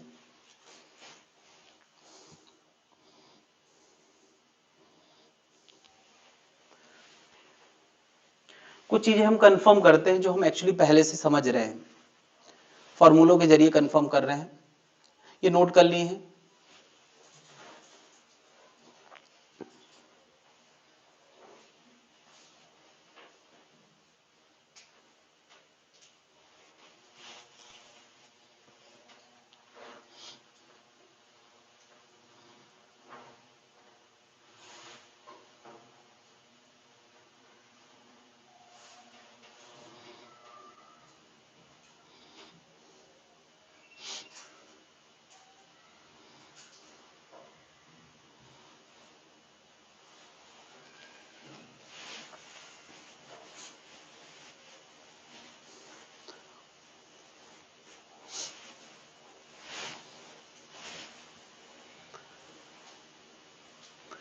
कुछ चीजें हम लोग कंफर्म करते हैं। मुझे बताओ, x बराबर 0 डालो यहां पर, मतलब मैं कहां की बात कर रहा हूं, मीन की। बताओ वेलोसिटी क्या आएगा, x 0 डालोगे तो वेलोसिटी a ओमेगा आएगा। क्या x सबसे छोटा 0 ही डाला जा सकता है, तो वेलोसिटी सबसे ज्यादा आएगी। क्यों, अरे यार जब घटाओगे सबसे छोटा तो आंसर आएगा सबसे, तुम्हें पता है मीन पे वेलोसिटी सबसे ज्यादा होती है कि नहीं, तो ये सबसे ज्यादा। बताओ एक्सट्रीम पे x बराबर क्या होगा, a, x बराबर a डालो तो वेलोसिटी क्या आएगी, ये तो हमें पता है पहले से, एक्सट्रीम पे रेस्ट पे होता है। x बराबर प्लस a डाल दो चाहे माइनस ए, कुछ भी डालो, v क्या आएगा। क्या ये बात हम काइनेटिक एनर्जी को लेके कह सकते हैं, x 0 डालोगे तो काइनेटिक एनर्जी मैक्सिमम आएगा, और x a डालोगे तो काइनेटिक एनर्जी 0 आएगा। नहीं, कोई दिक्कत है, जरा एक्सेलरेशन के फॉर्मूले में देखें, बल्कि एक्सेलरेशन के मैं मैग्नीट्यूड पे इंटरेस्टेड हूं। क्या x अगर a डालोगे तो एक्सेलरेशन का मैग्नीट्यूड क्या आएगा, मैं मैग्नीट्यूड पे इंटरेस्टेड हूं। वैसे मैं बता दूं, a पॉजिटिव वाला डालोगे तो एक्सेलरेशन नेगेटिव साइन के साथ यानी लेफ्ट मैक्सिमम आएगा, और अगर x माइनस a डालोगे तो राइट मैक्सिमम आएगा। वो साइन भी मीनिंगफुल है, क्या जनता समझ पा रही है। एक्सेलरेशन की मैक्सिमम वैल्यू कब होती है, x बराबर a पे, और x बराबर 0 पे एक्सेलरेशन क्या होगा, 0। अरे मीन पे एक्सेलरेशन क्या होगा, 0। क्या ये बात भी हमें पता है कि नहीं, फोर्स सबसे ज्यादा कहां होगा, सबसे कम। क्या ये सारी बातें यहां से निकल के आ रही हैं। पोटेंशियल एनर्जी सबसे ज्यादा कहां होगी, बताओ x बराबर 0 पे u कितना आएगा, और x बराबर a पे u कितना आएगा। यार यहां पे अगर तुम ध्यान से देखो कि जब x 0 है तो काइनेटिक एनर्जी सबसे ज्यादा है और पोटेंशियल जी 0 है। जब x a है तब काइनेटिक एनर्जी 0 है, पोटेंशियल जी मैक्सिमम है। अच्छा, ये maximum value total mechanical energy value के बराबर है। मतलब यहां हो क्या रहा है कि एक फॉर्म ऑफ एनर्जी दूसरे फॉर्म ऑफ एनर्जी में बदल रही है।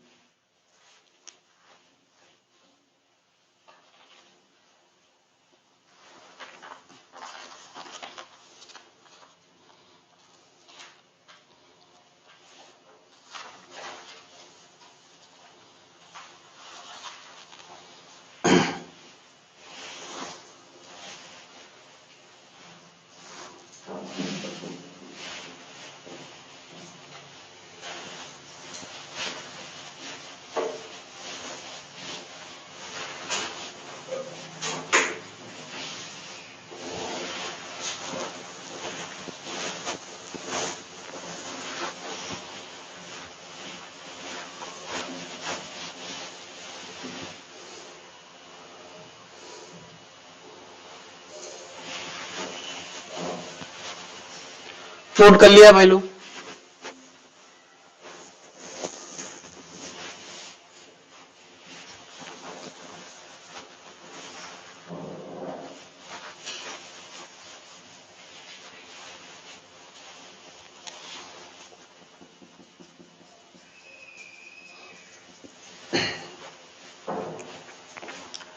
जितने भी फंक्शन अभी अभी हमने पढ़े हैं टाइम में, उन सबके हम ग्राफ बनाने जा रहे हैं।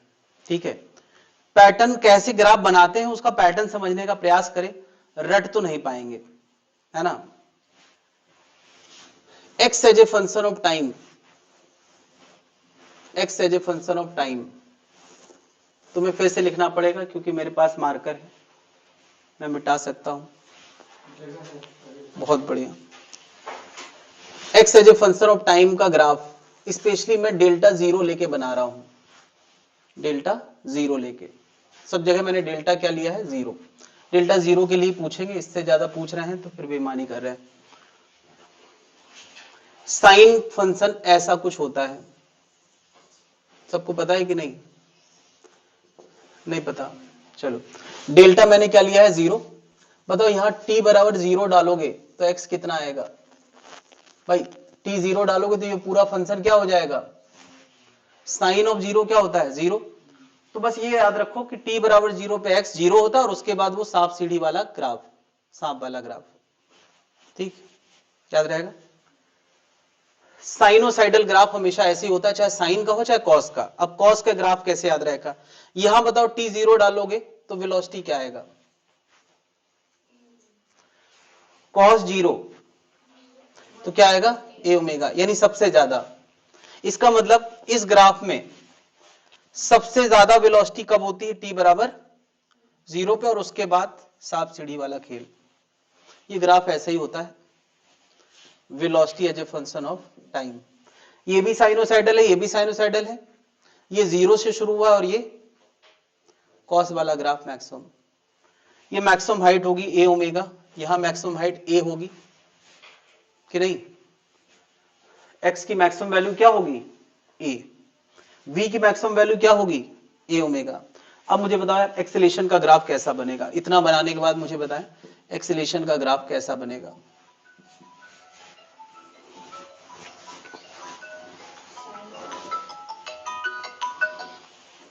हेलो जी। Hello, good evening sir. जी गुड इवनिंग।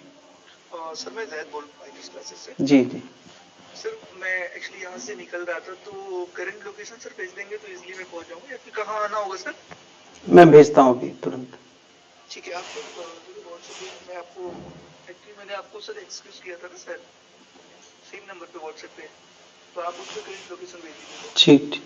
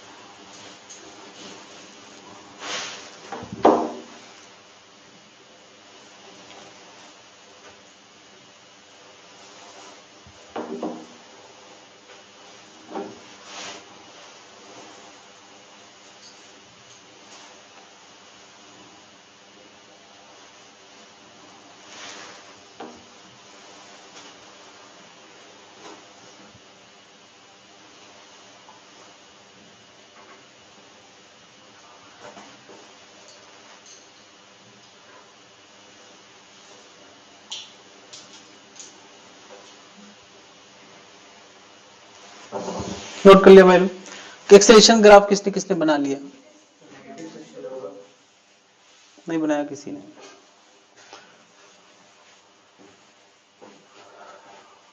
हाँ बताओ t बराबर जीरो पे एक्सेलेरेशन क्या होगा, जीरो।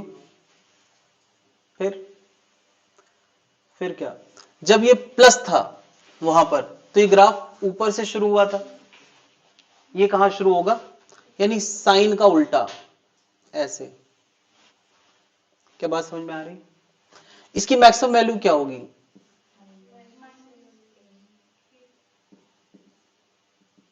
अभी ऊपर है तो यार प्लस ए ओमेगा स्क्वायर बोलो, नीचे होगा तो ऊपर माइनस कैसे हो सकता है? कोई दिक्कत है? चलो, काइनेटिक एनर्जी का टाइम के फंक्शन में ग्राफ, ये थोड़ा मुश्किल बात हो गई। वेलोसिटी का फॉर्मूला 1 ओमेगा कॉस समथिंग था, उसका स्क्वायर कर रहा हूं मैं, तो ये बन गया half M A square omega square cos square something, cos square something. तो हमने कॉस का ग्राफ पढ़ा है हमेशा, कॉस स्क्वायर का ग्राफ कभी किसी ने नहीं पढ़ा है? पढ़ा है क्या? अच्छा, इतना तो सबको आइडिया है कि जिस तरह से कॉस बदलता है उसी तरह से कॉस स्क्वायर भी बदलेगा, उसके अंदर आखिर इनपुट तो वही है ना। लेकिन कॉस स्क्वायर कभी भी नेगेटिव नहीं हो सकता। क्या स्क्वायर कभी नेगेटिव हो सकता है? तो जिस अंदाज में कॉस ग्राफ बना है, ये बना है, उसी अंदाज में कॉस स्क्वायर ग्राफ होगा, थोड़ा ऊंचाई ज्यादा होगी, ये ग्राफ ज्यादा ऊंचाई का होगा नहीं, और नेगेटिव नहीं जाएगा, तो जो चीज पहले नीचे आती थी वो भी कहां आने लगी? क्या जनता समझ पा रही है? नेगेटिव जा नहीं सकता, थोड़ा ऊंचाई बढ़ के आएगी क्योंकि स्क्वायर है। तो बस यार ये हमारा कॉस स्क्वायर यानी कॉस स्क्वायर वाला ग्राफ है टाइम के फंक्शन में। बाकी और भी चीजें हैं बट उनके चक्कर में पड़ना, ये उसका मैक्सिमम एम्पलीट्यूड है। कोई पूछे यार इसकी मैक्सिमम वैल्यू क्या दिखाओगे, तो यही दिखाओगे यार, कॉस फंक्शन के बगल में जो लिखा है वही उसका एम्पलीट्यूड है। तो बता यार, अगर मैंने ये ग्राफ बता दिया है तो पोटेंशियल जी का ग्राफ तुम लोग बताओ कैसा बनेगा?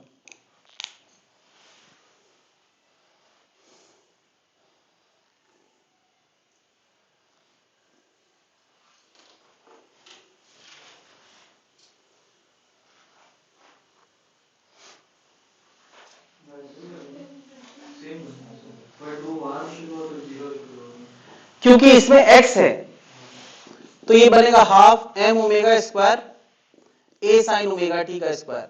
तो ये किसका स्क्वायर बन रहा है? वो कॉस का स्क्वायर बन रहा था ये, तो साइन ग्राफ 0 से शुरू होता है।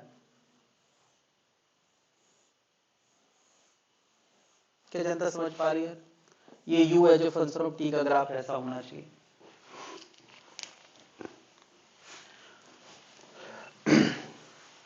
कोई दिक्कत भाई लोग? अच्छा बताओ, ये x है जो फंक्शन ऑफ टाइम है, तो इसका एक टाइम पीरियड इधर होगा, दो टाइम पीरियड इधर होगा। भाई एक ऑसिलेशन क्या हुआ? मैक्सिमम ए होना, जीरो होना, फिर नेगेटिव ए होना, फिर जीरो होना। यहां एक टाइम पीरियड इधर होगा, ये दो टाइम पीरियड, ये एक टाइम पीरियड, ये दो टाइम पीरियड। क्या ये जनता समझ पा रही मैं जो बता रहा हूं? नहीं। अब भाई एसएचएम पार्टिकल का एक टाइम पीरियड का मतलब क्या होता है? पूरा ऑसिलेशन, तो पूरा ऑसिलेशन यही होगा ना यार, एक्स का प्लस ए होना, माइनस ए होना और फिर जीरो हो जाना, यही बार बार रिपीट कर रहा है। नहीं, डिस्प्लेसमेंट का टाइम पीरियड मैंने यहां दिखाया है, क्या सबको दिख रहा है? इसका रिपीटिशन कितने टाइम के बाद होता है? तो टी टाइम के बाद। इस ग्राफ का रिपीटिशन कितने टाइम के बाद होता है? ये भी टी टाइम के बाद रिपीट होता है। देखो यहां से यहां एक टाइम पीरियड कर लो तो यही तो बार बार रिपीट कर रहा है। इसका टाइम पीरियड ये भी टी टाइम में रिपीट करता है। जरा इसको देखें, इसका टी इधर है, 2t इधर है, ध्यान से देखना भाई। ऐसा क्यों भाई? जो ग्राफ ऊपर था वो और ऊपर हो गया, जो नीचे था, तो इसका टाइम पीरियड क्या है? यानी मैं कह सकता हूं, अच्छा इसका यहां से यहां, यहां से यहां आधा, फिर यहां से यहां टी। ध्यान से देखना यार, ये ग्राफ टी टाइम में रिपीट कर रहा है, ये ग्राफ टी टाइम में रिपीट कर रहा है, ये सब टी में, और ये ग्राफ T/2 में रिपीट कर रहा है। लॉजिकल भी है, लॉजिकल भी है, क्योंकि पोटेंशियल एनर्जी चाहे राइट एक्सट्रीम में जाए तो भी मैक्सिमम कहलाएगी, चाहे लेफ्ट एक्सट्रीम में जाए तो भी मैक्सिमम कहलाएगी। क्या उसमें प्लस माइनस का कोई चक्कर है क्या? भाई राइट एक्सट्रीम में जाए तो भी मैक्सिमम होगी, लेफ्ट एक्सट्रीम, यानी एक ऑसिलेशन में पोटेंशियल जी कितने बार मैक्सिमम होती है? एक ऑसिलेशन में पोटेंशियल जी 2 बार मैक्सिमम होती है और 2 बार जीरो होती है। काइनेटिक एनर्जी एक ऑसिलेशन में 2 बार मैक्सिमम होती है जब मीन पे आती है, और 2 बार जीरो होती है जब एक्सट्रीम में आती है। ध्यान से सुनना जरा, इन सारे फंक्शंस का टाइम पीरियड टी था, फ्रीक्वेंसी न्यू थी, नहीं, इन दोनों फंक्शन का टाइम पीरियड, इनके रिपीटिशन का टाइम पीरियड का मतलब कोई चीज कितने में रिपीट हो रही है, तो ये कितने में रिपीट हो रही है? T/2 में। तो इसकी फ्रीक्वेंसी क्या होगी? हाँ 2/T। इनकी फ्रीक्वेंसी कितनी होती है? 1/T। तो अगर मैं इसको F कह रहा हूं या न्यू कह रहा हूं तो उसकी फ्रीक्वेंसी कितनी आएगी?